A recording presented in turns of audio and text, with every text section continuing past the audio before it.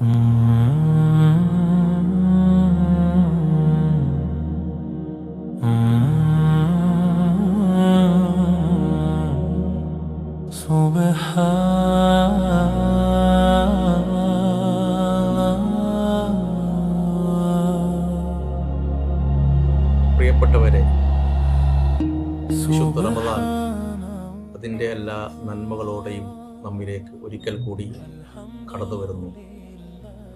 അള്ളാഹുവിൻ്റെ അതിഥി. ആ അതിഥി വരുന്നത് ശൂന്യമായ കരങ്ങളോടുകൂടിയല്ല, കൈനിറയെ സമ്മാനങ്ങളുമായി, അള്ളാഹുവിൻ്റെ ഗിഫ്റ്റുകളുമായി പുണ്യമാസം നമ്മിലേക്ക് കടന്നു വരുന്നു.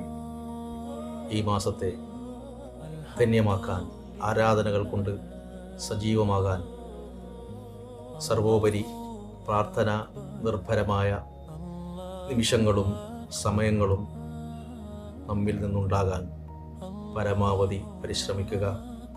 എല്ലാവർക്കും റമദാൻ ആശംസകൾ.